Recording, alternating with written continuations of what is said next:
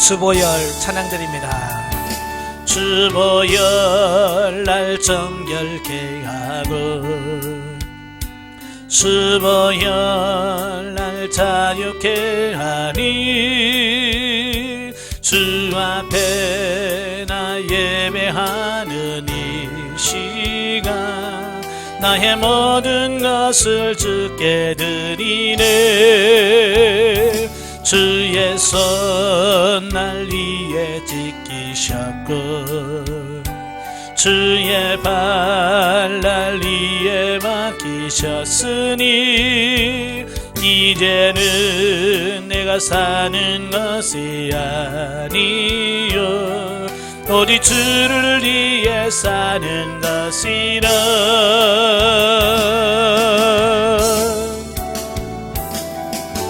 주의 손에 나의 손을 포개고 또 주의 발에 나의 발을 포개요. 나 주와 함께 눕고 또 주와 함께 살리라.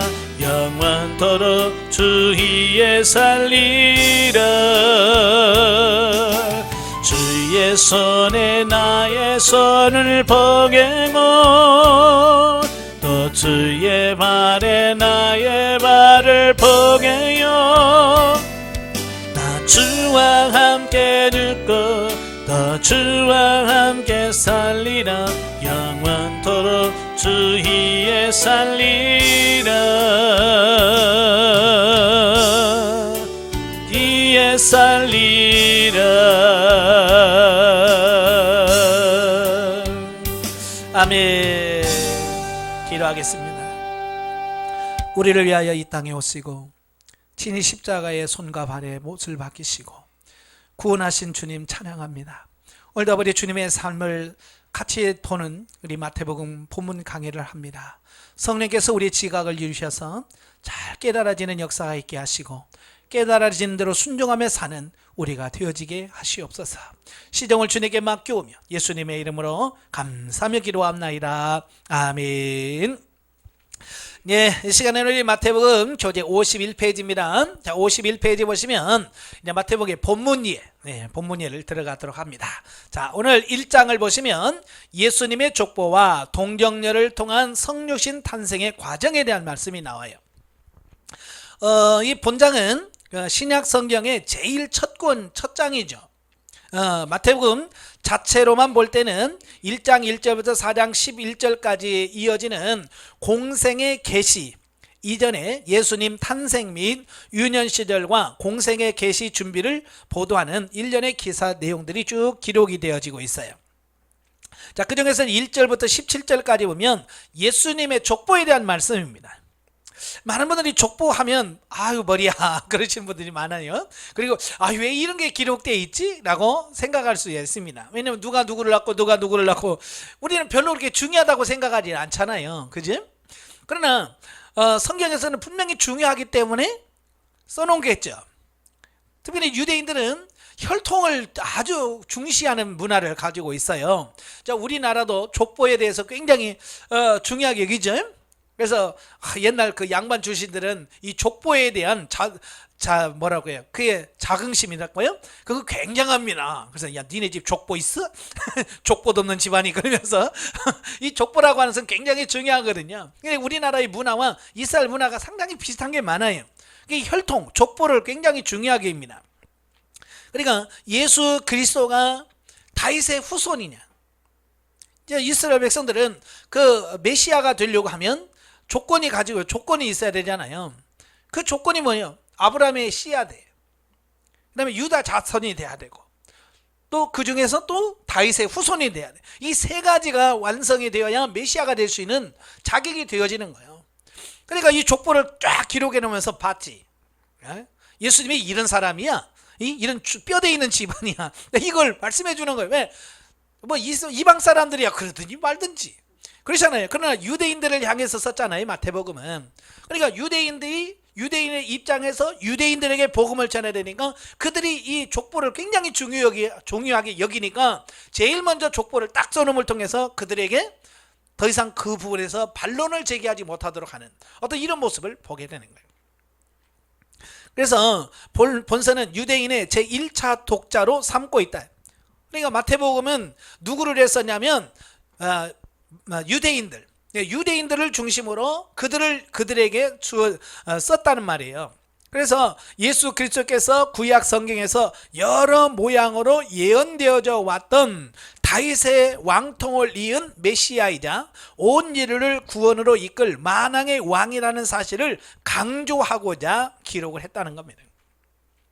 그래서 예수 그리스도가 메시아인데, 메시아는 바로 성경에서 예언한 그 다윗의 혈통, 바로 그걸 타고났다. 이걸 설명하고 있는 겁니다. 그래서 메시아 대신 예수님의 사역을 소개하기 전에 그의 탄생과 유년 시절을 1장과 2장에서 먼저 소개하고 있습니다. 그러니까 유대인들도 자기들이 가지고 있는 편견들이 굉장히 심하거든요. 그래 요한복음 1장에 보면 나중에 이제 요한복음 볼 때 살펴보겠지만 예수님을 빌립이 나다나엘에게 내가 메시아를 만났다 이렇게 소개하잖아요. 그죠? 나다나엘에게 내가 성경에서 말하는 그 메시아 손자를 내가 만났다. 그러니까 누군데? 그러죠. 나사렛 출신이다. 그러니까 뭐라고 그래요? 야, 어떻게 나사렛 선한 것이 날 수 있느냐. 그냥 거기 그 촌동네에서 그런 인물이 안 나와. 바로 그렇게 나오잖아요. 예수님의 제자가 되는 사람도 그렇게 무시한다면 일반 사람들이 얼마나 무시했겠어요. 그죠? 그러니까 이런 부분들을 강조하기 위해서 이렇게 설명을 해주는 겁니다. 저도 이제 가끔 뭐 족보가 뜨고 나면 나도 안동건 씨였다 그러면 안동건 씨는 양반인데 그러면 아무 말 못해. 이게 그런 거거든요. 그러니까 하도 예수님 정말 메시아 맞냐 뭐 어찌고 막 하니까 마태가 족보를 딱 기록해 놓음을 통해서 봐라, 이 성경에서 말한 그 다윗의 후손 맞다, 이걸 설명하고 있는 겁니다. 그 중에서 보면은 예수가 구약 예언의 성취인 다윗의 후손임을 혈통적으로 밝히기 위해서 예수 그리스도의 탄생 기사를 서술하기 전에 먼저 그의 족보를 소개하고 있습니다. 그러니까 이 족보를 기록한 것은 뭐냐면 물론 혈통적인 부분도 중요하지만 어쩌면 족보는 가장 짧게 쓴 역사라고 볼 수 있어요. 그러니까 사람에 대해서 쭉 쓰다 보면 엄청나게 많이 늘어나잖아요. 그죠? 나중에 요한이 그러잖아요. 예수님의 행적을 다 쓰려면 이 세상에다가 다 둘 데가 없다. 그래서 구원에 필요한, 우리 구속사에 필요한 가장 중요한 부분은 요약해서 쓸 뿐이다 라고 말씀드렸죠. 그러니까 이 인류 역사를 다 어떻게 짧게 요약을 해도 지금 성경 66권이잖아요. 그죠? 근데 이걸 다 기록해놔 봐요. 어떻게 읽겠어요? 못 읽죠. 그래서 가장 짧게 쓴 역사가 뭐냐? 족보예요. 그래서 그냥 족보에 다윗 하면 그냥 다윗만 나오는 게 아니라 다윗의 전생애가 우리 머릿속에 쫙 흘러가잖아요. 그죠? 아브라함 그러면 아브라함이 갈대우서 부름받고 와서 애굽으로 내려갔다 다시 왔다 이스마엘을 낳고 이 모든 것이 그냥 아브라함 이름 하나 속에 그 모든 아브라함의 역사가 다 들어가잖아요.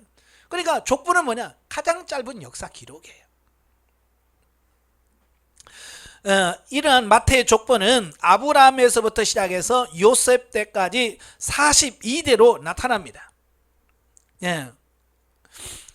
반면에 예수님의 족보는 마태와는 다른 각도에서 기록하고 있는 누가의 족보는 55세대로 구성되어 있습니다. 이 두 족보 사이에는 13세대, 시간상으로 약 400년의 차이가 나타납니다. 그러니까 예수님의 족보가 누가복음에 나오고 마태복음에 나오는데요, 이게 서로 달라요. 그러면 아니 왜 같은 족보인데 왜 다를까라고 하는 부분입니다. 그러니까 목적을 가지고 기록하기 때문에 그 목적에서 배제된 것은 다 빼버려요. 특별히 이 마태는 유대인의 입장에서 기록을 한 거고요. 이 누가복음은 누가라고 하는 이방인이 이방인의 시각으로 이걸 바라본 거거든요. 그러니까 이게 기록하는 차이가 있을 뿐이에요. 그러니까 마태는 유대인의 족보 기록 관습에 따라서 많은 사람을 생략한 까닭이에요. 그러니까 중요한 거 사람만 놔두고 중요치 않은 사람은 빼버려요. 근데 누가는 이방인 출신이란 말이에요. 이방인 출신이었고 그가 의사 출신이란 말이에요. 의사 하면 여러분 생각나는 게 뭐예요? 꼼꼼하고, 예? 그런 거잖아요. 그죠? 예, 의사라고 하면 다 꼼꼼한 건 아니지만 그래도 의사하면 그래도 좀 치밀하고 뭐 이런 거잖아요. 그러니까 이런 걸 기록을 빼뜨릴 수가 없는 거예요. 그래서 사실 있는 그대로를 쓰는 거죠. 예. 그래서 같은 성경을 써도 이방인인 누가가 쓰는 것과 유대인이 쓰는 이 보는 시각이 다르기 때문에 약간의 차이는 있을 수 있으나 근본적인 목적과 이 모든 것은 다 같다는 얘기예요. 자, 넘겨서 마태가 기록한 족보의 주요 특징 중에 하나가 뭐냐? 족보를 14대씩 3기로 나누어 기록했다는 점이에요. 그러니까 유대인들은요 이렇게 딱 짝을 맞추는 걸 참 좋아해요. 저도 이제 어떤 일은 뭘 할 때 이 틀을 만들어서 그 틀을 이렇게 하는 거 참 좋거든요. 삐져나온 거 싫어요. 저도 이제 강의를 하다가 의자가 삐져나왔잖아요. 계속 신경 써요. 그래서 쉬는 시간 가면 빨리 또 탁 집어넣어서 하는 거 이런 거거든요. 유대인들도 보면 이 뭘 할 때 보면 이렇게 딱딱 틀을 짜서 이렇게 넣는 걸 좋아해요. 네, 그러니까 족보를 기록해도 14대 14대 14대 해서 이렇게 딱딱 끊어서 14로 맞춰. 그래서 3기로 딱 나뉘어서 하면 보는 사람이 와, 딱 맞네 라고 할 정도로 이걸 맞춰서 한다는 말이에요. 그러니까 즉 마태는 이스라엘 역사상 전환기적 사건이나 인물을 중심으로 족보를 3기로 나누어서 편집을 합니다. 그래서 이스라엘 역사상 제1기에 해당되는 그 아브라함 때부터 다윗까지, 다윗까지는 축복과 약속을 의미합니다. 그리고 인내의 시기라고 할 수 있죠. 그래서 끊임없이 하나님께서 어때요? 이스라엘 백성들을 훈련시키시고 연단하셔서 다윗 왕국까지 세워가는 그런 시기라고 보시면 되고요. 그 다음에 제2기에 해당되는 다윗에서부터 바벨론 포로 생활까지의 약속의 성취의 시기다. 그래서 하나님께서 다윗에게 언약을 세우시고 그 언약이 성취되어지는 가장 어찌 보면 이스라엘 역사상에 그래도 가장 찬란했던 역사가 이때죠. 예. 그 다음에 제3기는 뭐냐? 바벨론 포로 생활에서부터 예수님까지 쇠퇴와 회복 또 대망의 시기라고 할 수 있다라는 겁니다. 자, 이렇게 체계적으로 딱 이렇게 기록을 했는데요. 자, 이렇게 주는 본문이 주는 교훈이 뭐냐? 여기를 통해서 우리에게 주는 교훈이 뭐냐면 하나님은 자신의 뜻을 이루기 위해서 다양한 사람들을 사용하신다라고 하는 것을 말씀해 주고 있습니다. 그러니까 하나님은 구속사, 자기 뜻을 이루기 위해서 어느 한 사람만 쓰지 않고 이렇게 수많은 사람들을 들어서 쓰고 또 시대마다 일꾼을 들어서 사용하시더라라는 사실이에요. 네, 그러니까 하나님이 지금 여러분 이 시대도 마찬가지죠. 이 시대도 하나님께서 필요한 일꾼들을 세우시고, 그죠? 지금 이름 없이 빛도 없이 하나님의 일하는 사람이 얼마나 많은지 몰라요. 바로 그런 사람, 하나님이 세우신 사람들을 통해서 하나님의 역사는 계속해서 이어져 가고 있다는 거예요. 그 다음에 두 번째로는 뭐냐? 하나님은 자신의 뜻을 이루기 위해 이방인들과 심지어는 여인들까지도 사용하신다는 얘기예요. 예. 이스라엘 사람들이 제일 싫어하는 사람이 누구냐면 이방인들이에요. 예. 이방인들을 싫어하고 그 다음에 여자들을 싫어합니다. 예. 그래서 숫자도 안 쉬어요. 사람 숫자 셀 때 여자들은 아예 숫자도 빼버려요. 이게 사람 취급을 안 한 거지. 그런데 성경은 안 그래. 유대인들은 그렇게 생각할지 몰라도 성경은 뭐요? 시대마다 이방인들이나 여자들을 등장시켜요. 예. 그래서 그들을 통해서 하나님의 구속사가 어떻게 이루어진지를 보여주고 있습니다. 그래서 마태복음에 보면 여인들의 이름이 4명이나 나오잖아요. 예. 룻이 나오고요. 예. 모압 여인 룻이 나오고, 그 다음에 기생 라합이 나오고, 그 다음에 바세바가 나오고, 예. 그 다음에 마리아가 나오고. 자, 이렇게 예수님의 족보에 4명이나 나올 만큼 그 성경은 여인들이나 이방인에 대해서 관심이 많아요. 그 여인 중에서 2명은 아예 이방인이잖아요. 이방인이다가 또 여자까지 포함되거든요. 이런 걸 통해서 하나님은 그 사람들이 그렇게 귀하게 여기지 않는 그 소외받은 사람들까지도 관심을 갖고 있다는 것을 보여주고 있어요. 그 다음에 세 번째는 뭐냐, 족보 중에는 불명예스러운 사람들도 포함되어 있다는 거고요. 예.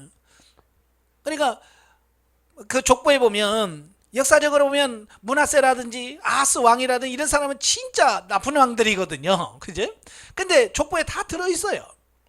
자, 그럼 그걸 통해서 뭘 말씀하시려고 하냐면, 예수님이 이 땅에 오신 것은 의인을 구하러 온 것이 아니라 죄인을 구하러 오셨다고 하는 사실을 그냥 이런 족보를 그냥 아무렇게나 쓴 것 같지만 아니에요. 다 그런 의미를 다 포함시켜 놓은 거예요. 그래서 교회는 착한 사람만 오는 게 아니에요.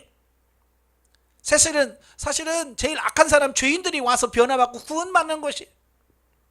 근데 보통 사람들은 이 교회를 아주 깨끗한 천사들만 모이는 곳으로 자꾸 생각한다 그 말이에요. 예. 그래서 교회에서 조그만 문제 일으키면 교회가 계속 요 걸려도 먹는데요.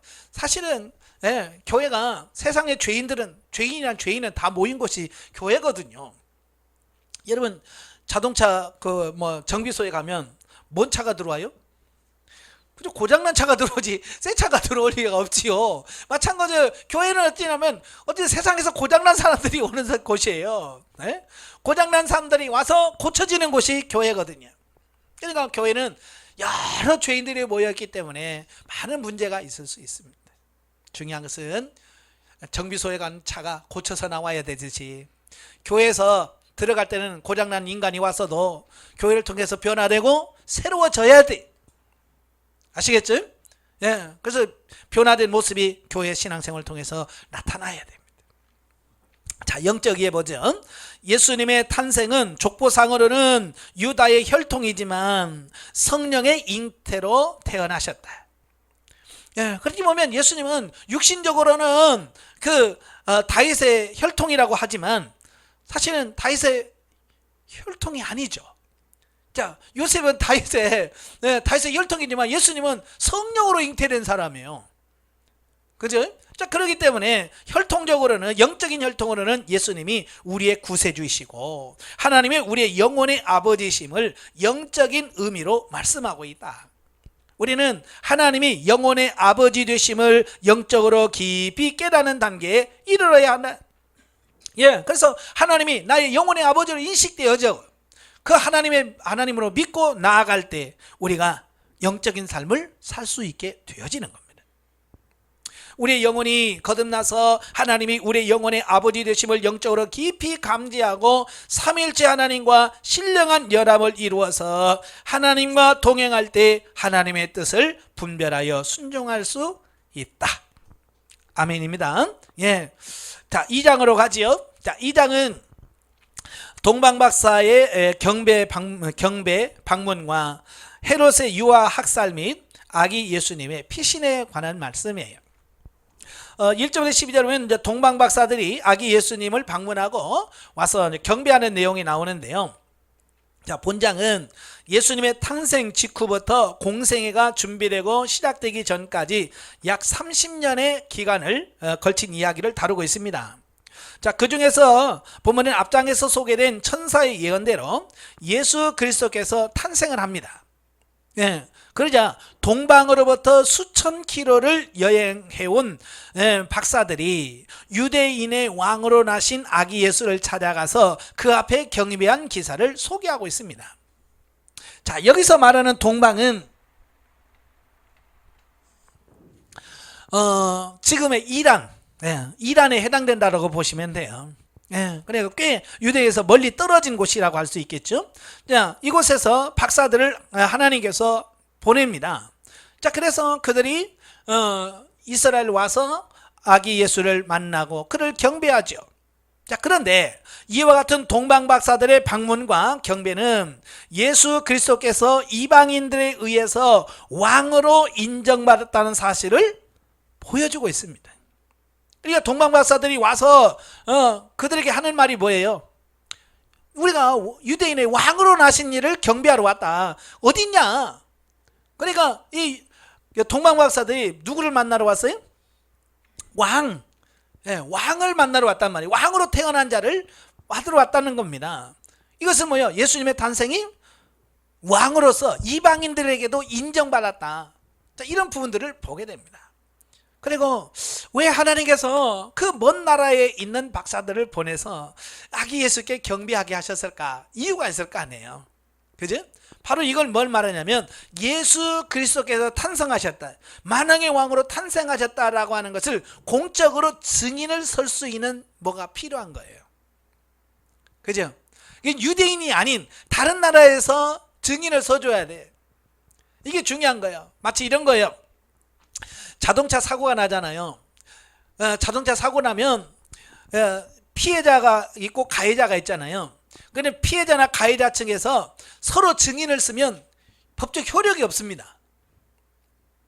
왜냐하면 자기들이 유리한 쪽으로 이야기하지, 예? 자기들이 잘못했어요 라고 옳게 증언해 줄 사람이 없어요. 제3자가 증언을 해줘야 돼요. 그러니까 이 차도 아니고 저 차도 아니고 밖에서 있다가 봤던 사람이라든지 뭐 이런 사람들이 증언해줘야 그게 법적으로 효력이 있는 겁니다. 그러니까 유대인들끼리 야 왕이 왔대, 그래서 뭐 와 났네, 그러면 자기들끼리니까 공식적으로 어찌 보면 인정해 줄 수는 외적인 증인이 없는 겁니다. 그래서 하나님은 이걸 아시고 수천 킬로 떨어진 그 동방에서부터 박사들을 보내요. 그래서 그들이 예수를 탄생을 경배를 하면서 뭐요? 공식적으로 메시아가 유대인의 왕으로 타시니가 세상에 태어났다는 사실을 공개적으로 증언해 주고 있는 겁니다. 아시겠죠?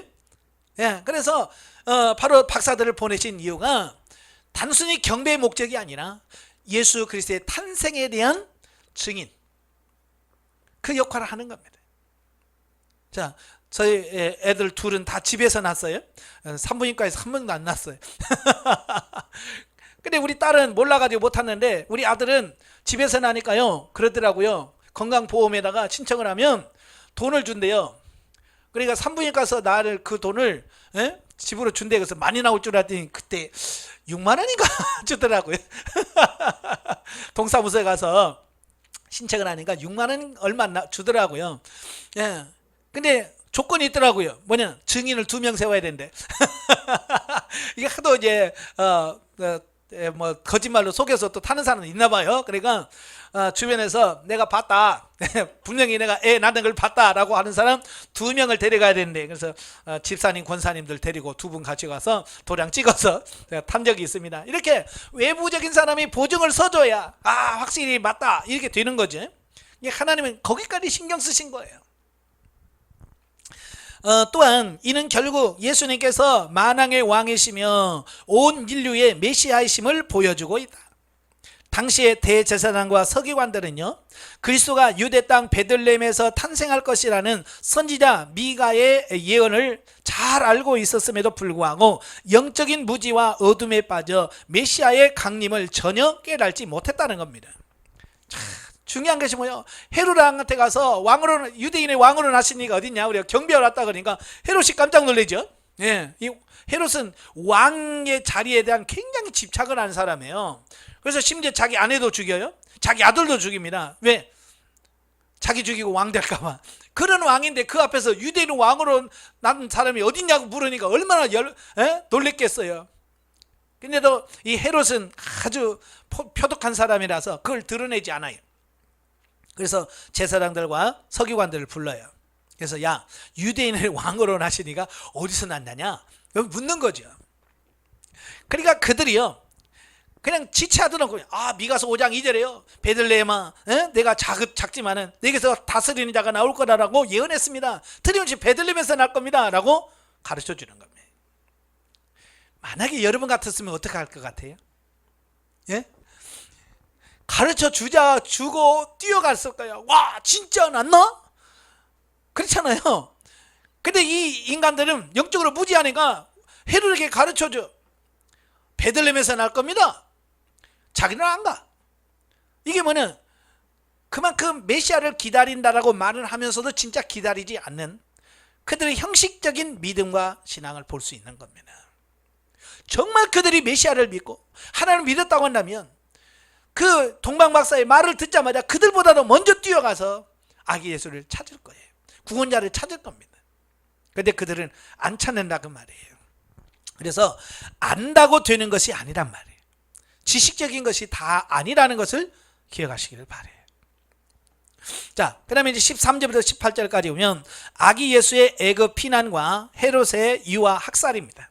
자, 보면은 아기 예수의 그 애굽 피난 사건과 헤롯의 유아 학살 사건을 소개하고 있는데요. 자, 동방박사들을 이용해서 자신의 뜻을 달성하려고 했던 애초의 계획이 무산되자 헤롯은 베들레헴과 그 인근 지역의 모든 아이를 몰살시키는 만행을 저질렀다. 그러니까 헤롯이 동방박사들에게 뭐라고 말씀하냐면, 야, 별이 언제부터 나타났냐? 라고 이제 묻는 겁니다. 그러니까 한 2년 전입니다. 그러니까 뭐예요? 최소한 2살 정도는 됐다고 보는 거지. 예? 예. 그걸 다 보고 뭐라고 그래요? 그러면 가서 발견하거든. 나한테 가서 얘기해. 나한테 좀 알려줘라. 내가 가서 경비하겠다라고 얘기합니다. 사실은 뭐예요? 이제 그 아이를 죽여야죠. 그러니까 그 아주 은큼한 생각을 가지고 그렇게 얘기하는 겁니다. 동방박사들은 그렇게 하겠다고 약속을 하고 오지요. 예. 하지만 왕으로 나신 아기 예수께 대한 헤롯의 미움과 살해 음모에도 불구하고 요셉은 하나님의 도우심으로 말미암아 가족을 애굽으로 무사히 피신시킴으로써 호세아 11장 1절의 예언을 성취시키는 계기를 마련했다는 겁니다. 예. 그래서 이 동방박사들이 헤롯에게 가서 알려주면 예수가 죽을 수 있잖아요. 그래서 꿈에 다시 오던 길로 가지 말고 다른 길로 가라, 니네 나라로 가라 라고 말하죠. 그러니까 헤롯은 지금 기다리는 거잖아요. 그죠? 얘네들이 왜 안 와? 그래서 아무리 기다려도 안 온 것 보니까 이건 다른 길로 샜구나. 자, 깨닫고 나서 뭐예요? 베들레헴이나 그 지역에 2살 아래의 남자는 다 죽여라 라고는 그런 명령을 내리게 되고, 그래서 주변에 있는 아이를 살해하게 되는 이런 부분을 보게 돼요. 그래서 하나님은 그걸 미리 아시고 요셉에게 애굽으로 내려가 피난 가 있어라 라고 말씀합니다. 자, 이걸 보면 하나님의 계획을 무너뜨리려고 하는 사단의 어떤 음모를 여기서 볼 수 있어요. 그죠? 사단은 끊임없이 하나님께서 하시는 일들을 무효화시키고 무산시키려고 하는 시도를 계속해서 해요. 예전에도 그 여호사밧의 며느리였던 아달랴가 있죠. 아달랴가 그 왕족을 다 죽이고 지가 왕이 됐잖아요. 그때 위험했어요. 이게 사단의 아주 계략이죠. 근데도 하나님께서 요아스, 난지 태어난 지 6개월밖에 안 된 요아스를 숨겨놓고 그를 자라게 하고 7살 때 왕으로 세워서 계속 그 계보를 이어가게 하셨어요. 이때도 마찬가지로 다 죽이려고 해도 하나님께서는 요셉에게 피해라. 그래서 미리 피해서 그걸 모면하게 하시는 거예요. 이건 뭘 말하냐? 사단이 아무리 하나님의 뜻을 무산시키고 뭘 하려고 해도 하나님께서는 뭐요? 그 부분에 대해서 다 막으시고 하나님의 뜻을 성취해 가시는 이런 부분들을 보게 됩니다. 그래서 하나님의 뜻은 그 누구도 막을 수 없다. 이걸 기억하시기를 바랍니다.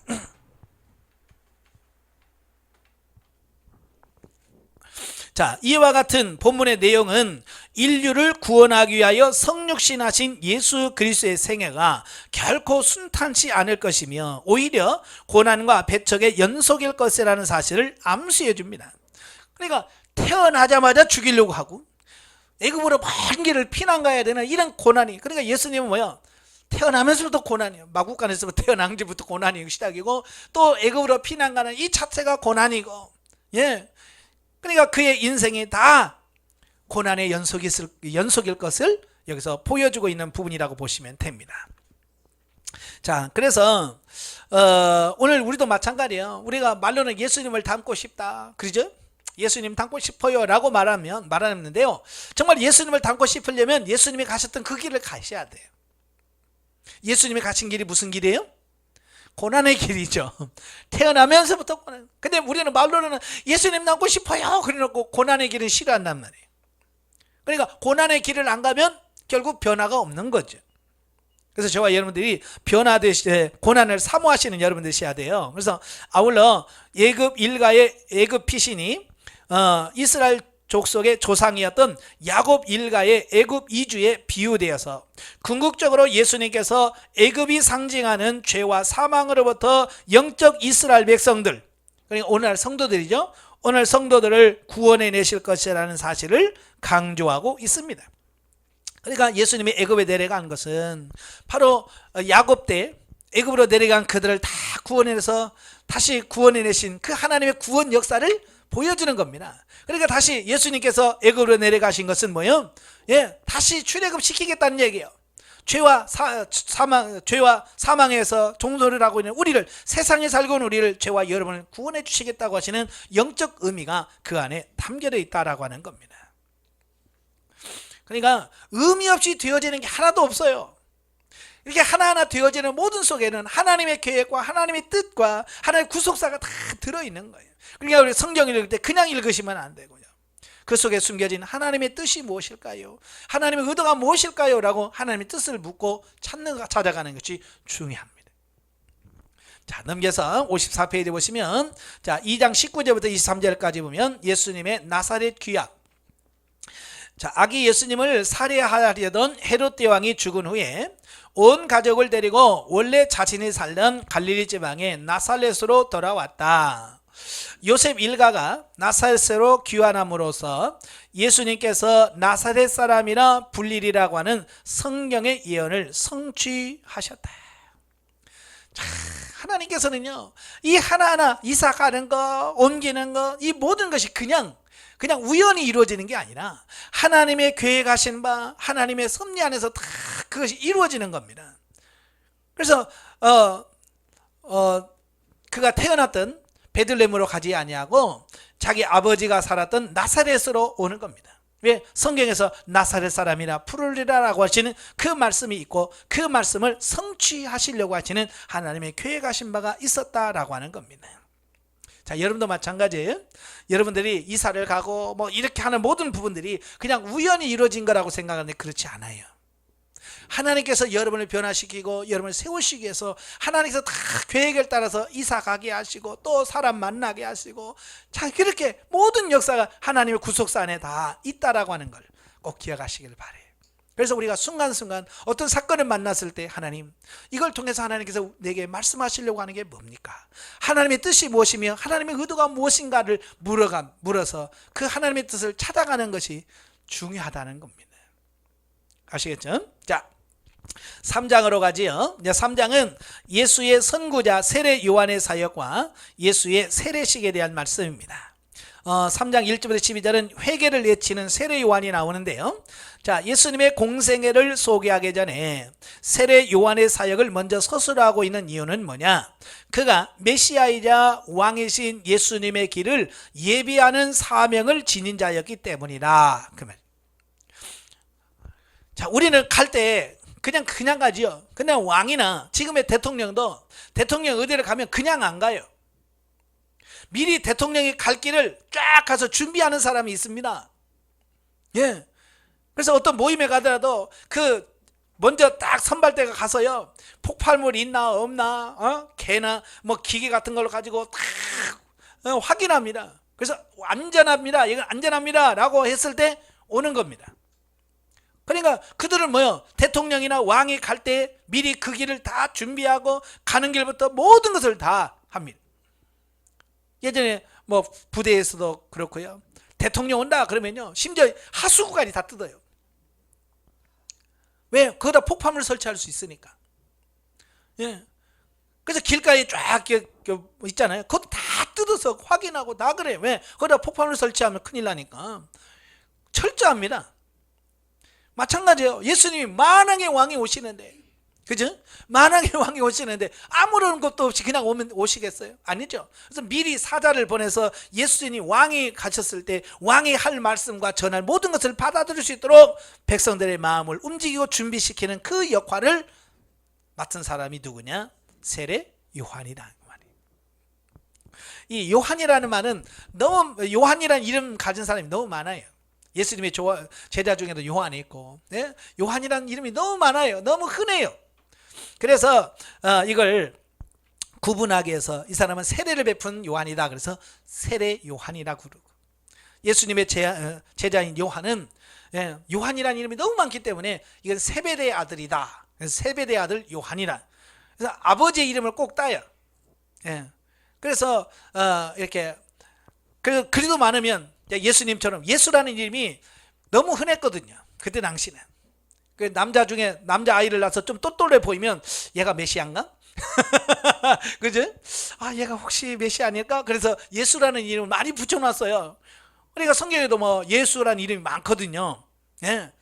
그래서 그 예수와 구분하기 위해서 나사렛, 나사렛 동네에서 자라나신 예수님이라는 의미에서 나사렛이라는 지명을 붙여줍니다. 그러니까 그 앞에 어떤 특징들을 붙여줌을 통해서 사람을 구분하는, 자, 이런 부분이죠. 따라서 본문에 나타난 회개하라 천국이 가까웠느니라 라는 세례 요한의 메시지 역시 이제 곧 예수님의 사역과 더불어 시작될 하나님 나라의 도래를 선포하기 위한 것이었다라는 겁니다. 그러니까 회개라고 하는 게 뭡니까? 아까도 말했죠. 회개는 자기 죄를 씻고 가던 길에서 돌이켜서 말씀을 받아들일 수 있는 준비를 하는 것이 회개죠. 그러니까 예수님이 오시기 전에 미리 백성들에게 회개를 선포해서 예수님을 받아들일 수 있는 준비를 하시는 그 사역이 세례 요한이 주어진 사명이에요. 결국 이와 같은 의미에서 세례 요한은 말라기에 의해 예언된 바 있었던 메시아 시대를 예비하는 선지자 엘리야였다라고 말씀드릴 수 있습니다. 그래서 세례 요한은 이 땅에 오셔서 참 많은 일을, 어려움을 겪었어요. 예수님보다 6개월 만에 태어나서 광야에서 메뚜기와 석청을 먹어가면서, 광야에서 금욕생활 하면서 예수님의 길을 예비하고 준비하듯 마지막에는 헤롯에 의해서 목잘림을 받고 죽는 이런 비극적인 삶을 살아가는 그 세례 요한의 삶을 보면서 그는 하나님께서 주어진 사명을 잘 감당한 산 사람으로 성경에서 말씀하고 있습니다. 여러분도 마찬가지예요. 여러분에게 주어진 사명이 뭔지 아시죠? 분명히 하나님이 내게 주신 사명이 무엇이며 내가 해야 할 구체적인 소명이 무엇인지 이걸 정확하게 인식을 하고 그것을 감당해내는 여러분 되셔야 됩니다. 13절에 17절까지 보면 세례를 받으시는 예수님, 메시아의 길을 예비하는 세례 요한의 사역에 대하여 소개한 앞단락에 이어서 본문은 드디어 세례 요한과 예수님의 만남을 서술하고 있습니다. 바로 이와 같은 만남을 통해서 세례 요한은 예수님에게 세례를 베풀게 되는데 예수님께서는 그로부터 세례를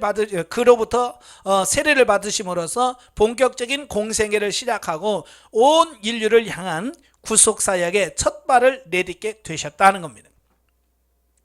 자, 이건 예수님께서 이 세례를 받으시는 것은 그냥 받는 것이 아니라 어떤 상징적 의미가 있어요. 얘는 새로운 왕이 왕으로 등장할 때 대관식이라고 그래요. 이제 왕이 그 선왕으로부터 내려왔던 그 왕관을 씌워주고 이제 공식적으로 모든 백성들 앞에서 이제 왕으로 선포되는 그런 의식을 대관식이라고 그래요. 우리 요즘에는 이제 대관식보다는 이제 대통령 취임식이 있죠. 우리나라 같은 경우는 대통령이 선출이 돼요.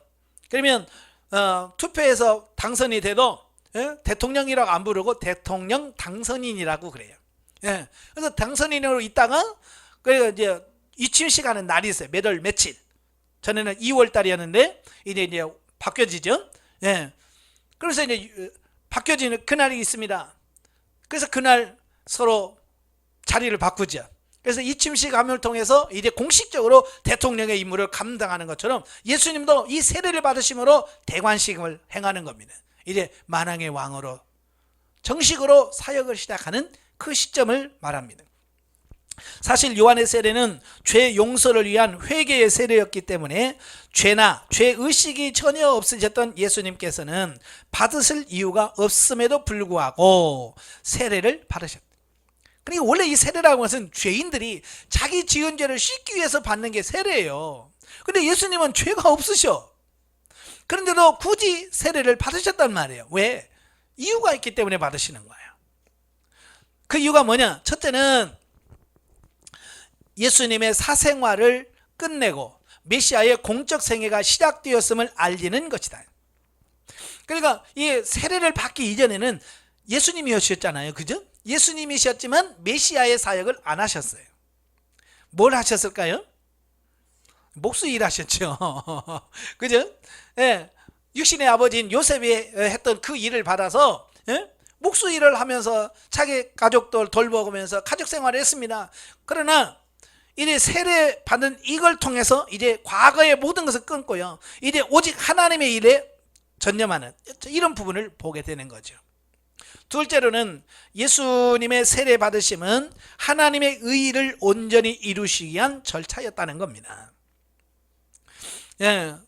즉 예수님께서는 세례를 받으심으로써 자신과 회개의 세례를 받아야 할 죄인들을 동질화시켜서 그들을 대신에 율법의 저주를 홀로 감당하사 우리의 죄를 대속하시고자 하신 것이다. 다시 말해서 회개의 상징인 물세례를 예수님께서 받으신 것은 그 자신이 죄성을 지닌 존재였기 때문이 아니라 세상 죄를 지고 가는 하나님의 어린 양으로서 온 인류의 죄악을 친히 담당하실 존재였기 때문이다 라는 겁니다. 자, 이건 이제 구약에서 하나님께 희생 제사를 드리잖아요. 번제나 화목제나 속죄제나 이런 걸 드릴 때 보면 이 제물을 가지고 온 사람이 제물을 잡기 전에 그의 짐승의 머리에다가 손을 얹고 안수를 합니다. 그리고 그들의 죄를 다 짐승에게 전가시키죠. 그죠? 그래서 내 죄가 다 짐승에게 전달되어지는 겁니다. 그러면 그 짐승이 자기의 죄를 지고 죽어요. 자, 이와 같은 원리예요. 자, 예수님께서 세례를 받으셨다는 것은 원래 예수님은 죄가 없으신 분이시지만 그 세례를 통해서 인류의 모든 죄의 이것을 자기가 덮어 쓰는 걸 말합니다. 왜? 자기가 담당해야 될 부분을 자기가 져야 되는 이걸 말이에요. 쉽게 말하면 죄인을 구하러 오신 그분이 스스로 죄인이 되신 거예요. 예. 왜? 그래야 죄인 된 우리를 구원할 수 있으니까. 그래서 철저하게 죄인이 되시기 위하여 세례를 받으셨다는 얘기입니다. 예. 자, 한편 예수님께서 요한으로부터 세례를 받으시고 물에서 올라오시자 하나님의 성령이 비둘기같이 내려와 그 위에 임하였다. 자, 세례를 받고 나서 여러분 어떤 느낌이 받으셨어요? 비둘기 같은 성령이 임하셨나요? 옛날에 보면 좀 감정적인 분들은 세례 받고 막 눈물 흘리고 막 그럽디다. 근데 저는 사실 아무 감각이 없더라고요. 예. 물세례를 교회에서 세례를 받을 때. 네. 근데 예수님은 세례를 받으시고 물속에 들어갔다 나오실 때 성령이 비둘기같이 내려와 그 위에 임하셨다라고 말씀합니다. 뿐만 아니라 하늘에서부터 또 소리가 납니다. 이는 내 사랑하는 아들이요 내 기뻐하는 자라 라는 소리가 또 들립니다. 이는 하나님께서 예수 그리스도를 메시아로 직접 인정하셨다라고 하는 것을 말씀해 주고 있습니다. 예.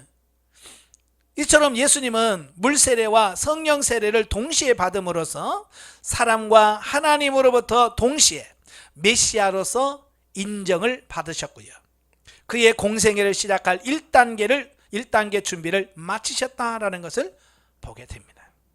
예. 참 이렇게 하나님 앞에서 인정을 좀 받으셨으면 좋겠어요. 비둘기 같은 성령은 순결함을 의미합니다. 예, 순결함을 의미해요. 자, 예수님도 참 여기를 보면 예수님은 하나님이시고 메시아인데요, 이 인간의 가지고 있는 절차를 잘 이렇게 다 밟아가요. 절차와 순서를 잘 밟아가시는 것을 보게 돼요. 자, 그래서 하나님을 질서의 하나님이라고 말씀하잖아요. 그죠? 자, 우리가 하나님이라면서 늘 신경 써야 될 게 뭐냐면 이런 절차와 순서를 잘 지키는 게 중요합니다. 요즘에는 이 절차와 순서를 무시하는 경우가 너무 많아요, 교회에서. 그죠?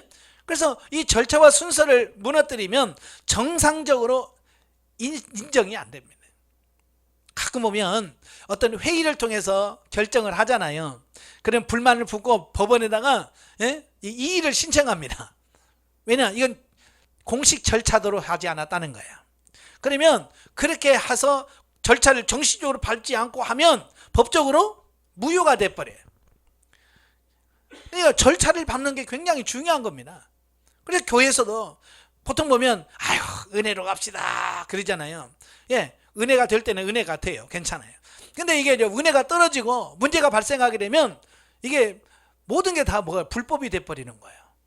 그래서 교회에서는 항상 뭘 하든지 뭘 하냐, 절차와 순서를 잘 기억하시고 그 절차와 순서에 의해서 진행되어야 돼요. 그래야 법적으로나 모든 부분에서 인정을 받을 수 있는 이런 부분이 되는 거예요. 그러니까 예수님도 죄인이고 세례를 받을 이유가 없지만 그 세례를 쫙 받으시고 그 절차를 잘 밟아가셨어요. 그래서 예수 그리스도에 대해서 누구 이의가 있습니다라고 제기하지 않는 어떤 이런 부분을 보게 되거든요. 자, 영적에 보면 예수님은 하나님의 말씀에 순종함으로써 성령을 충만히 받으셨다. 본질상 하나님이신 그분이 세례를 받으심으로 하나님의 뜻을 이루셨다. 우리도 하나님의 뜻을 이루는 삶이 되기 위해서는 늘 성령의 충만함을 입어야 합니다. 예. 예수님도 참 그 하나님 말씀에 순종하잖아요. 그죠? 근데 그 순종하는 부분이 가능했던 이유는 뭐냐? 성령 충만 받았기 때문에 가능했다라는 겁니다.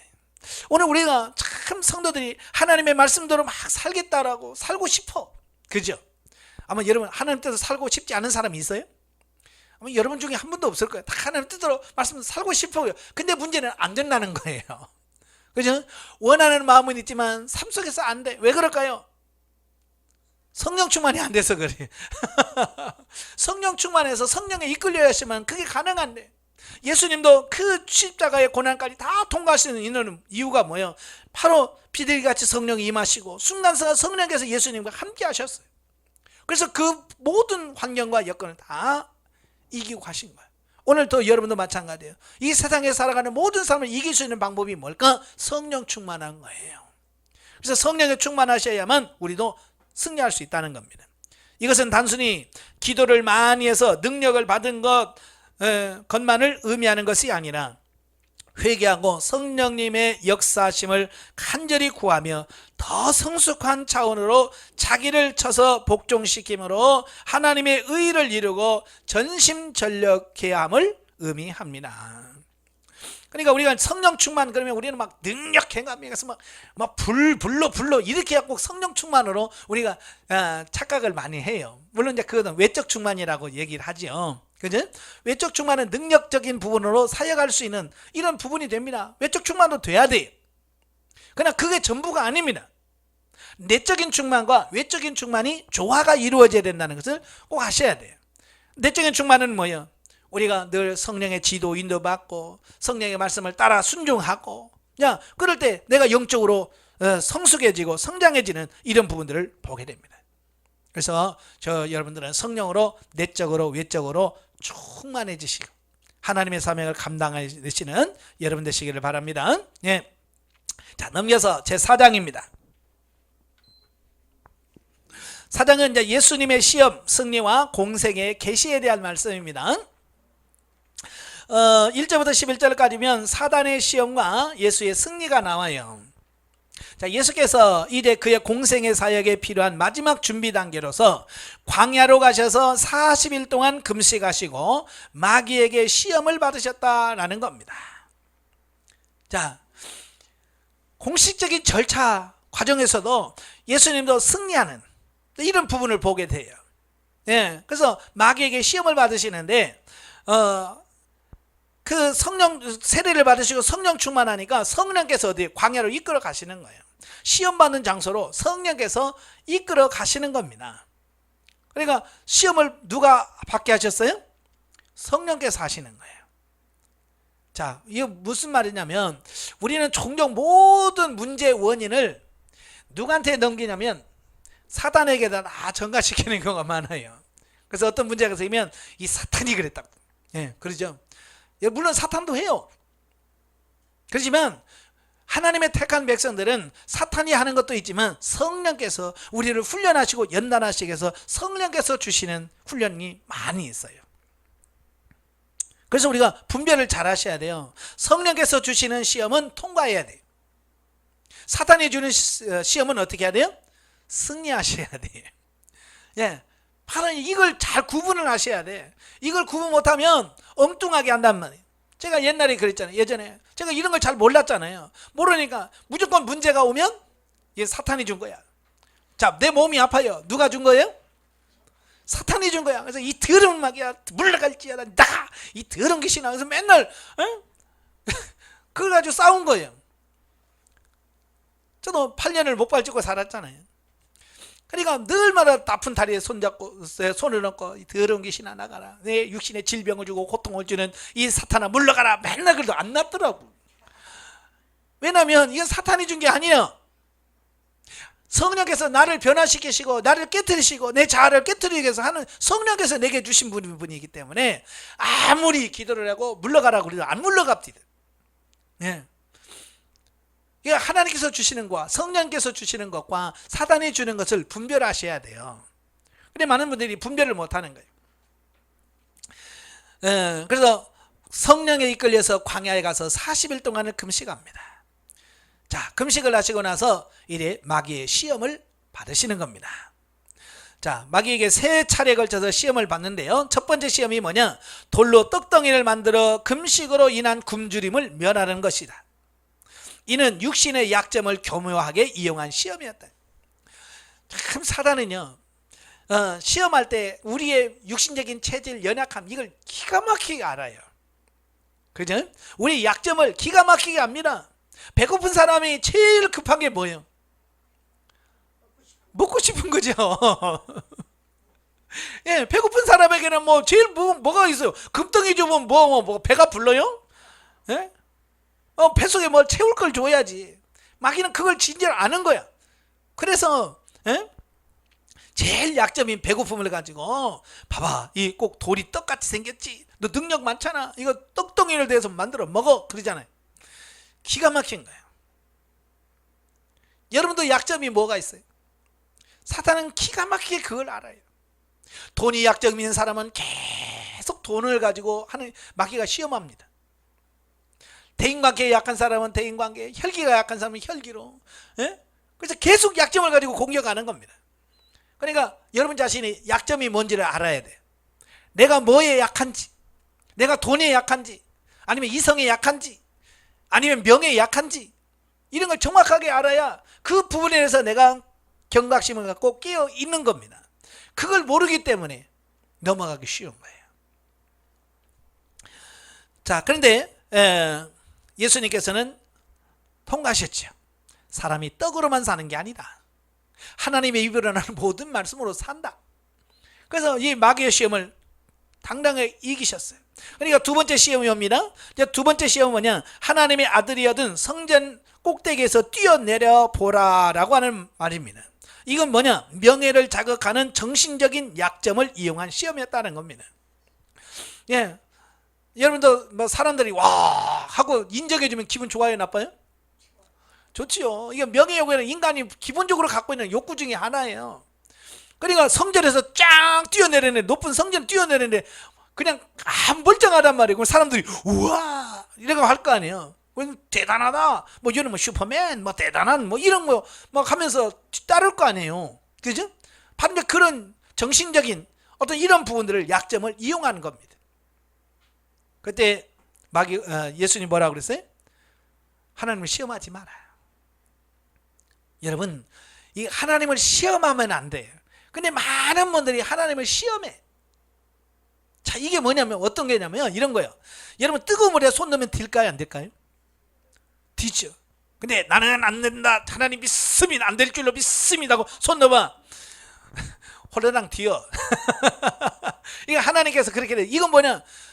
하나님을 시험하는 거예요. 그건 믿음이 아닌 거예요. 왜냐하면 하나님께서 자연 질서 속에 뜨거운 물 속에 손이 들어가면 화상을 입게 만들어 놨어요. 그런데도 가끔은 하나님께서 기적을 베푸시는 경우가 있어요. 그죠? 불 속에 들어가도 머리카락 하나 타지 않는 역사가 있어요. 이건 하나님이 특별한 경우 기적을 일으켰어. 이건 하나님이 하신 거예요. 그래서 다니엘 세 친구가 나오잖아요. 또 사도 요한은 이 도미티아누스 황제 때 그를 죽이려고 팔팔 끓는 기름가마에다가 사도 요한을 던져 넣었어요. 일반 사람을 팔팔 끓는 기름감에 넣으면 어떻게 될까요? 튀겨지죠. 근데 이 사도 요한은 안 죽어. 하나님께서 특별하게 해서 안 죽는 거야. 하나님께서 이렇게 기적을 베푸시면 하나님이 하시면 돼요. 그러나 내가 하나님을 시험하면 안 돼요. 내가 기름감아 들어가면서 안 죽을 줄로 믿습니다. 그럼 들어가 봐요. 이건 하나님을 시험하는 게 튀겨져. 예. 이게 하나님을 시험하는 거하고 하나님이 기적을 베푸는 건 우리 구분을 하셔야 돼. 아시겠죠? 예. 근데 그 가끔 보면 그런 걸 잘 구분을 못 하신 분들이 있더라고요. 그냥 높은 데 뛰어내리면서 믿습니다 하고 뛰어내려. 그리고 하나님이 뭐 안 계시네, 다쳤네, 어쩌고 저쩌고 하는데 이건 아닌 거예요. 이건 하나님 시험하는 겁니다. 예. 그 다음에 세 번째가 뭐냐? 천하 만국과 그의 영광을 줄 테니 마귀 자신에게 경배하라는 것으로서 이는 메시아의 사역과 밀접한 연관이 있는 종교적 영적인 약점을 이용하는 것이다. 그랬습니다. 예. 사실 예수님도 육신을 입으셨기 때문에 죽음이라고 하는 것을 두려워할 수밖에 없습니다. 왜? 육신을 가지고 있기 때문에 육신의 본성이 죽음을 두려워하는 겁니다. 예. 천하의 예수님도 죽음 앞에서는 어때요? 떨게 돼 있어. 왜? 육신이 가지고 있기 때문에. 그래서 겟세마네 동산에서 그렇게 피땀 흘리면서 기도하셨던 이유가 뭐냐? 바로 예수님은 육신을 가지고 있었기 때문에 그렇다는 겁니다. 예. 그러니까 그걸 이용하는 거야. 너 십자가 지지 말어. 예? 굳이 십자가 질 필요 없어. 그냥 이 땅 내가 너 다 줄게. 그냥 한 번만 나한테만 절만해. 그러면 그냥 너 십자가 안 져도 돼. 그냥 내가 다 줄게. 라고 하는 부분입니다. 이게 고난을 통과하지 않냐고, 예? 하나님 주신 사명을 이루려고 하면 그게 사단의 시험인 거예요. 오늘날 많은 성도들이, 목회자들이 여기에 속아 넘어가요. 예. 고난을 받을 거 없어. 난 그냥 나한테 간단히만 해. 내가 다 줄게. 여러분, 고난을 통과하셔야 돼. 아시겠죠?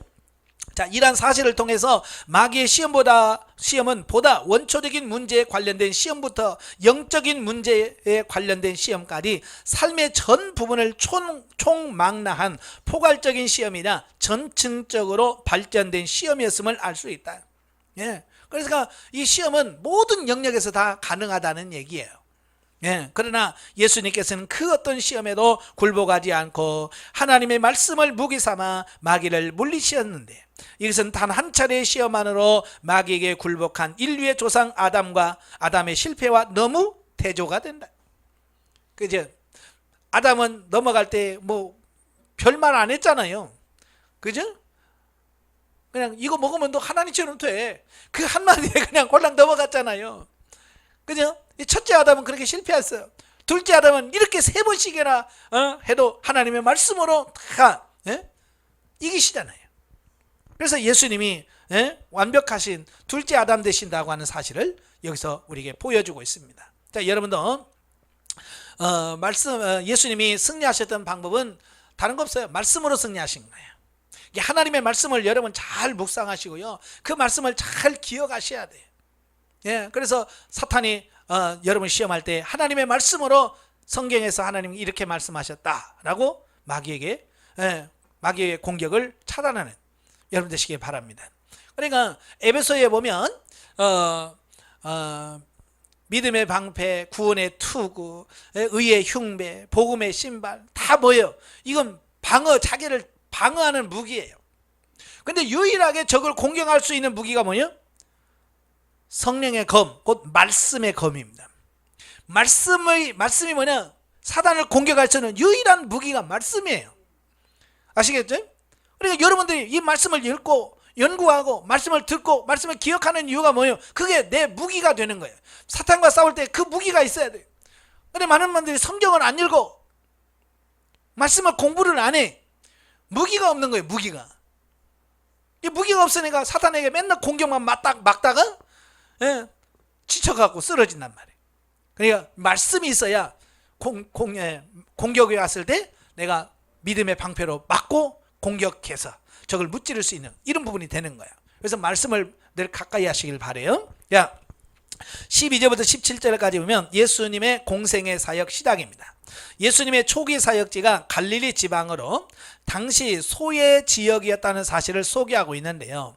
이는 예수님께서 구약 성경의 약속대로 흑암의 백성들에게 구원의 빛을 밝히는 메시아라는 사실을, 그리고 예수님께서 공생의 사역을 시작하면서 이미 세례 요한이 이미 외쳤던 바 있던 회개하라 천국에 가까웠느니라라고 하는 말씀을 선포하는데, 결국 이것은 언제 어디서든지 하나님께 나오는 자는 모든 죄악과 불의를 떨쳐버리고 하나님 나라의 백성으로서 거룩한 믿음과 삶의 자세를 지녀야 한다는 사실을 보여주고 있다라는 겁니다. 그러니까 저 같아도 이제 목회 사역을 할 때 어디에서 해야 좋을까? 좋은 환경을 찾잖아요. 그지? 예, 많은 분들이 좋은 자리에 가서 사역하기를 원하지요. 예수님도 마찬가지예요. 예수님 사역할 때 그 예루살렘은 사람들이 많이 모이고, 예? 그렇잖아요. 그러니까 예루살렘에 가서 사역하면 참 좋을 텐데, 예수님께서는 그 좋은 자리를 마다하시고 저 소외된 갈릴리 지방으로 가셨어요. 소외된 지역에서 하나님의 복음을 전했다라고 하는 사실입니다. 자, 이것은 뭘 말합니까? 오늘날 우리가 하나님의 일할 때 항상 좋은 자리, 편한 자리 찾지 말고 힘들고 어려운 자리를 찾아서 그곳에서 사역하라는 얘기입니다. 예. 그리고 예수님이 또 사역을 하면서 제일 먼저 외쳤던 말씀이 회개하라 천국에 가까웠다라고 외치는 거예요. 이건 이미 세례 요한을 통해서 외쳤던 말씀이잖아요. 그지? 근데 예수는 똑같은 말씀을 하셔요. 왜냐? 하나님의 나라가 성취되어진 데 있어서 중요한 게 뭐예요? 회개라고 하는 거예요. 돌이키는 거. 네, 내 삶 속에서 돌이키는 것이 굉장히 중요하다라고 하는 사실을, 그러니까 천국을 맞이하고 천국을 맞게 되는 때 중요한 게 뭐나? 회개다. 이걸 말씀해 주고 있습니다. 그래서 저와 여러분들이 늘 하나님 앞에 회개하시고, 예, 죄에서 돌이켜서 여러분의 삶이 바뀌어지는 것이 중요하다는 것을 말씀해 주고 있는 겁니다. 자, 18절부터 22절까지 보면 예수님의 처음 네 제자들,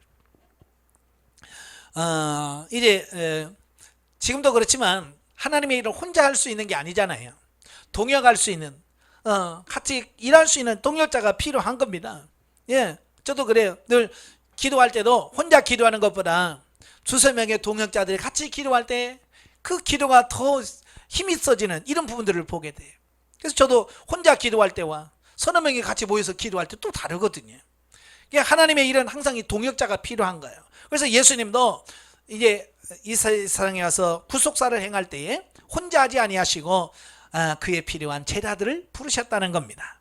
자, 본문에는 갈릴리 바닷가에 비천한 어부로 살아가던 베드로와 안드레의 형제 및 야고보와 요한 형제를 예수님께서 하나님 나라의 사도로 부르신 사건을 소개하고 있습니다. 참, 여기도 보면 그래요. 왜 또 하필이면 또 어부 출신인가? 그죠? 좀 똑똑하고 좀 잘나고 많이 배운 사람들 택했으면 편할 텐데, 예수님께서는 그런 사람 선택하지 아니하시고, 그 어부, 갈릴리 바다에서 고기 잡는 그 베드로와 그 형제와 또 야고보와 요한을 선택하셨다는 겁니다. 자, 예수님께서 친히 천국 복음을 전파하시면서 동시에 제자들을 선택하여 하나님 나라의 일꾼으로 훈련시키신 것은 자신의 지상 사역 이후를 대비하기 위해서였다. 그러니까 예수님이 영원히 이 땅에서 머무는 게 아니라 잠시 구속사를 성취하는 그 부분으로 예수님은 성취하시고 다시 하늘로 올라가실 분이거든요. 그러니까 예수님은 어때요? 계속해서 자신이 하늘나라에 올라가도 그 예수님의 사역을 계속해서 일할 수 있는 후계자들이 있어야 그 예수님의 사역이 계속해서 이어지겠죠. 그죠? 우리나라에도 보면, 옛날에 보면 예전부터 우리나라에서 비법이라고 하잖아요. 이 비법이 많이 있어요. 뭐 고려청자라든지 뭐 이런 거 있잖아요. 이건 어느 나라도 흉내낼 수 없는 거예요. 근데 그 대가 끊어졌잖아요. 왜 그래요? 그죠? 안 알려줘요. 가끔 보면 뭐 6시 내 고향인가 뭐 이런 데 보면 뭐 맛있는 식당 같은 데 하잖아요. 그 맛집 같은 데 보면 딱 그 원조라고 하신 분이 딱 자기만 비법 딱 알고 있고, 심지어는 며느리한테도 안 가르쳐 준다잖아요. 그죠? 며느리한테도 안 가르쳐, 딸한테도 안 가르쳐. 그러니까 그 사람 죽으면 이제 그의 피부가 끊어지는 거예요. 이거 미련한 짓이거든요. 그래서 이걸 가르쳐 줘서 그 다음 때에도 계속해서 그 맛이나 그 기술이 이어져 갈 수 있도록 해줘야 되거든요. 그뿐만 아니라 우리 믿음도 마찬가지예요. 나만 잘 믿고 나만 천국 가면 끝나는 게 아니잖아요. 내가 죽어도 계속해서 이 사역을 감당할 수 있는 누군가가 세워져야 돼. 저는 오래전부터 10여 년부터 이걸 꿈꾸면서 하나님, 이 사역에 제가 이렇게 죽고 끝나면 의미가 없잖아요. 뒤를 이을 사람이 누가 있는지 하나님 붙여주세요 라고 기도하면서 찾는데 없네. 참 그래서 고민이 많아요. 그래서 저는 그동안 이 많은 사람들을 불러서 같이 사역해 봅시다. 예. 목회자들, 전도사들 불러서 사역을 시켜보고 같이 훈련받아서 내가 가고 나서도 이어갈 수 있는 그게 필요하잖아요. 근데 이게 없어서 하여간 죽을 때까지 일하다가 갈 거니까요. 예. 그래서 왜냐하면 훈련이 필요하기 때문에 예수님도 그냥 자기만 비법, 자기만 구속사역하고 딱 가버리면 제자들이 안 알려주면 모르잖아요. 그래서 3년 동안이나 그들을 불러서 같이 생활하시면서 그 모든 부분을 다 가르쳐 주시는 겁니다. 그래서 훈련이 필요한 거예요. 자, 즉 예수님께서 부활과 승천 이후에 예루살렘과 온 유대와 사마리아 땅끝까지 이르러 복음의 증인이 되기 위하여 미리 제자들을 선택하셔서 3년간의 훈련 기간을 거치게 하신 것이다. 예. 그러니까 이때 예수님께서 만약에 제자를 삼지 않으셨다면 지금 기독교가 있을까요? 없지요. 그냥 예수님이 가지고 그랬었대 그러잖아요. 근데 그게 아니라 예수님께서 다 제자들에 가르쳐 줬고 다 전수해 줬기 때문에 그 제자들이 또 제자들에게, 그 제자들이 또 제자에게 이렇게 계속해서 신앙이 이어져서 오늘 저와 여러분까지 온 거잖아요. 그죠? 이제 여러분이 할 수 있는 것은 뭐예요? 또 여러분만 잘 믿고 가면 되죠? 아니잖아요. 여러분의 신앙과 여러분의 믿음을 여러분의 자손들이 계속해서 이어져 가도록 그걸 기도하시면서 여러분 연세 드시면 자녀들에게 또 손자 손녀들에게 계속 축복해주고 네가 해야 될 일은 우리 믿음의 계보를 쭉 이어가는 거란다. 그래서 계속 내가 죽더라도 그 믿음과 신앙이 계속해서 잦아져서 이어지도록 하는 어떤 이런 부분이 필요한 거죠. 예. 근데 이 부분이 그냥 죽을 때 유언 한 마디 했다고 되는 게 아니잖아요. 그죠? 네, 가만히 있다가 죽을 때 예수 믿어라 꼴깍. 그러면 이렇게 자손들이 예 하고 바로 예수님 잘 믿을 수 있어요? 없잖아요. 이 땅에 살면서 그들에게 어떻게 기도하는지, 성경은 어떻게 읽어야 되는지, 주님의 음성을 어떻게 들어야 되는지 그런 부분을 자손들에게 계속 가르쳐줘서 그들이 훈련을 시켜서 그들이 통과되어야 그들이 그런 삶을 살 수 있는 거거든요. 예, 훈련 없이 되는 건 없습니다. 그래서 훈련이 필요한 거예요. 하나님의 부르심을 받은 자들에게 요구되는 자세는 즉각적인 순종과 헌신이다. 자, 이 제자들의 한결같은 특징이 뭐냐? 주님이 나를 따르라 그러면 다 버려두고 따를 수 있는 그런 사람들이었다는 겁니다. 자, 베드로와 야고보, 요한도 마찬가지예요. 안드레, 이 네 사람도 밤새 고기 잡았어요. 한 마리도 못 잡았습니다. 그러니까 아침에 허탈한 때문에 그물 정리하고 있는데 주님께서 나타나서 뭐라고 그래요? 깊은 데로 가서 그물을 내려라 그랬잖아요. 그래서 베드로가 그러죠. 우리가 밤새 수고했지만 한 마리도 못 잡았습니다. 그러나 말씀에 의지해서 내가 그물을 내리겠습니다. 그래서 그물을 내리잖아요. 그래서 얼마나 많이 잡혔는지 그물이 찢어지는지라. 그래서 옆에 있는 동료들에게 와서 좀 도와달라. 그래서 2배 가득 채우니 잠기게 되었더라. 얼마나 많이 잡혔으면 배가 잠길 만큼 많이 잡혔을까요? 그때 예수님이 뭐라 그래요? 이제는 사람을 낚는 어부가 되라. 그러니까 지금 잡은 고기 이것도 처리해야 되고 해야 되는데 그거 어떻게 다 버려두고 예수님을 따르니라. 즉시 순종하는 거. 이게 예수님의 제자, 하나님의 제자가 되는 가장 첫 번째가 뭐냐? 즉각적인 순종입니다. 어때요? 여러분 즉각적인 순종해요, 안 해요? 우리는 오래 장고라고 하죠. 깊이 생각해보고 또 생각해보고 내가 손해보나 이보나 막 따져보고 나중에 그래도 이익이 있겠다. 그래서 갈게요. 이미 버스 떠났어요. 우리가 주님께서 부르실 때는 즉각적인 순종을 하셔야 돼요. 아시겠죠? 예.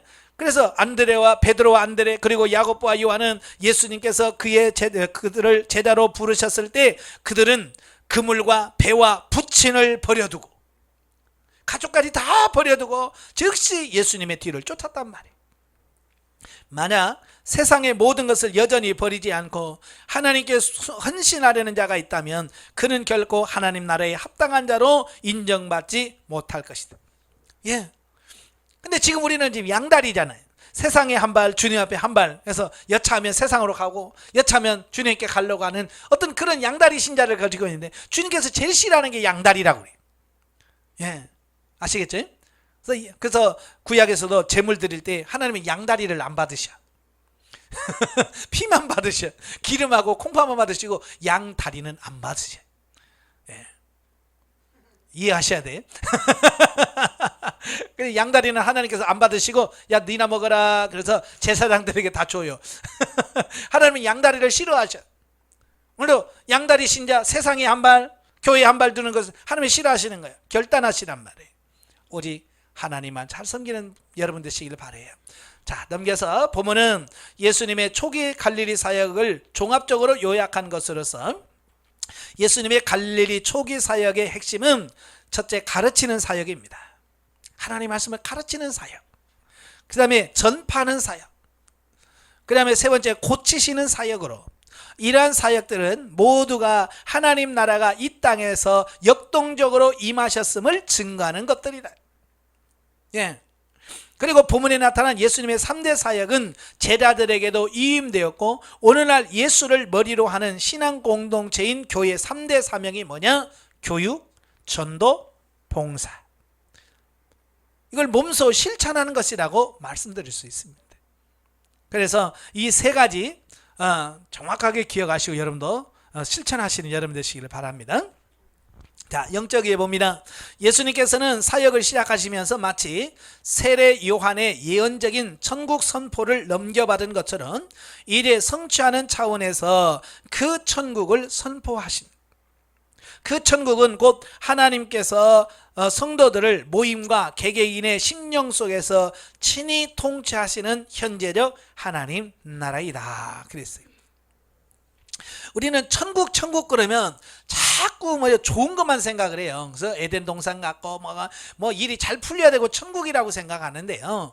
자, 성경에서 말하는 이 천국이라고 하는 말은 바실레아라고 하는 말은 하나님의 통치를 의미합니다. 통치. 장소적 개념이 아니에요.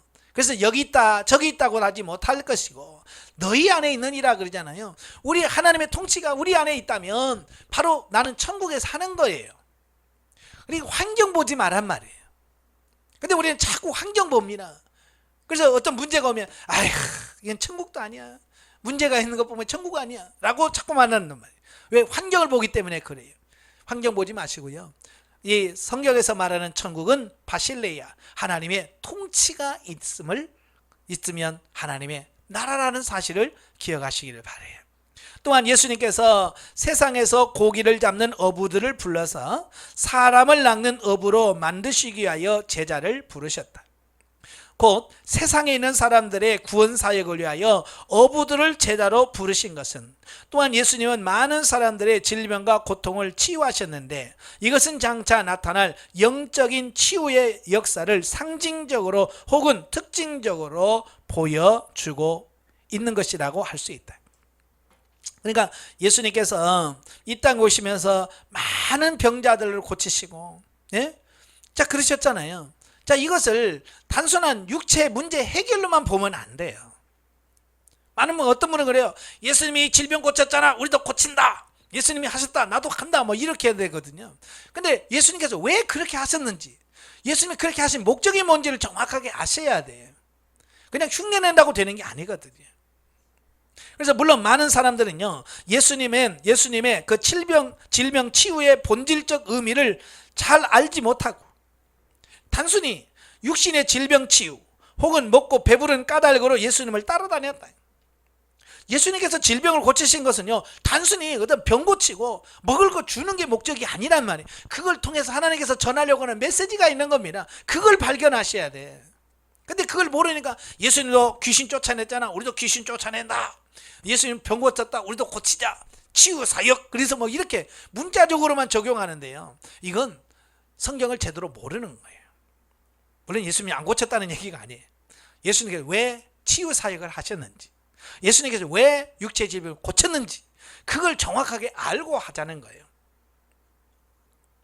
그러나 예수님께서 말씀하신 복음의 핵심은 영적으로 하나님과 단절됐던 영혼들이 성령님의 역사로 말미암아 그 관계가 회복되어지고 병들었던 영혼들이 영적으로 치유함을 받아 세상에서 자유하며 능히 자기를 이기고 세상을 이기고 악한 마귀 원수를 마귀를 이겨 승리하게 하는 것이었대.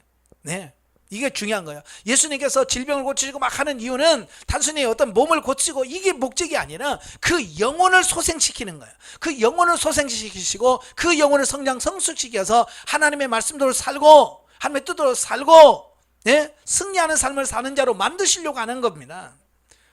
예. 근데 오늘 나는 치유하는 데 보세요. 모든 것을 치유하는 데만 정신을 팔려 있어요. 예. 그래서 몸 건강하다면 이제 헌금하고 가시라고. 그게 아니잖아요. 그 영혼을 살려야 돼. 영혼을 살리지 않으면 의미가 없어요. 어느 치유하시는 목사님이 그랬다잖아요. 죽을 병에 걸린 사람 치유시켜놨대요. 기도해서 낫게 해줬대. 그랬더니 3개월 동안 수요일 예배, 금요일 예배, 새벽 예배까지 안 빠지더래요. 야, 그래서 참 저 사람 믿음이 이제 좋아지나 보다. 그래서 3개월 딱 되더니 안 나오더래요. 그래서 찾아가서 아니 왜 안 나오시냐고 그랬더니 아니 3개월 나가줬으면 됐지, 뭐 얼마나 더 나가줘야 돼요? 그러더래. 이게 뭐냐면 그 영혼을 보지 않고 단지 육신의 문제 해결만 해주니까 이게 해결되는데 뭐 더 이상 내가 그래도 예의상 이렇게 3개월 동안 해줬으니까 이걸로 됐지 않냐 라고 하는 거예요. 왜? 그 영혼을 돌보지 않으면 그렇게 돼. 그러니까 육신의 질병을 고치는 것보다도 그 영혼이 변화되고 영혼이 새로워져요. 그게 목적이어야 돼요. 그래서 영혼이 변화되면 나중에는 병 안 고쳐져도 나 예수님 만났으니까, 이 병으로 예수님 만났으니 나는 이 병이 감사해요, 도리어 고맙습니다, 이렇게 된단 말이에요. 그러나 예수님을 못 만나게 하고 영이 성장하지 못한 채 병을 고쳐주면 아까 말한 것처럼 이만큼은 됐지, 내가 뭐 얼마나 더 하냐고 그리고 떠난단 말이에요. 예수님께서 바로 그게 영혼에 대한 초점이에요. 숫자 중요했다면 그 오병의 기적을 일으키고 수많은 사람들이 예수님 몰려왔을 때 예수님 그들을 안 보냈을 거예요. 야, 몇 명한테 숫자 기록해봐라, 내가 대단하다, 내가 오늘 기록 세웠다, 그랬을 거예요. 근데 예수님은 그런 말 있어요, 없어요? 없습니다. 너희들이 떡을 먹고 배부른 까닭에 나를 찾았구나. 썩을 양식을 위하여 일하지 말고 영생하도록 있는 양식을 위하여 일하라. 그러면서 다 돌려보내버리잖아요. 왜? 그들의 예수님을 따르는 목적, 예수님이 말씀하려고 하는 그 의도를 깨닫지 못했기 때문에 그런 거예요. 그 승리의 깃발은 오늘날 우리들은 이 현실 속에서 드높이고 영원한 천국에 가기 이전에 이 세상에서 누려야만 하는 것이다. 예수님의 질병 치유 사역에는 바로 이러한 영적 의미가 담겨져 있다. 그래서 이 영적인 의미를 정확하게 알고 우리가 신앙생활하는 여러분 되시기를 바랍니다. 기도하겠습니다. 은혜로우신 아버지 감사합니다. 오늘도 귀한 말씀을 들었습니다. 예수님께서 죄인된 우리를 구원하시기에 이 땅에 오셨고, 오시는 그 순간부터 고난의 길이었고 정말로 사역하는 모든 길이 고난이었습니다. 그러나 그분은 우리를 구원하시기 위해서 그 모든 것을 참고 이기시며 승리했습니다. 오늘 우리도 우리 영혼의 구원과 영혼의 변화 훈련 성장 성숙을 위하여 각가지 고난과 어려움이 와도 넉넉히 이기며 승리하는 우리가 될 수 있도록 도와주시옵소서. 예수님의 이름으로 감사하며 기도합나이다. 아멘. 하나님 감사드립니다.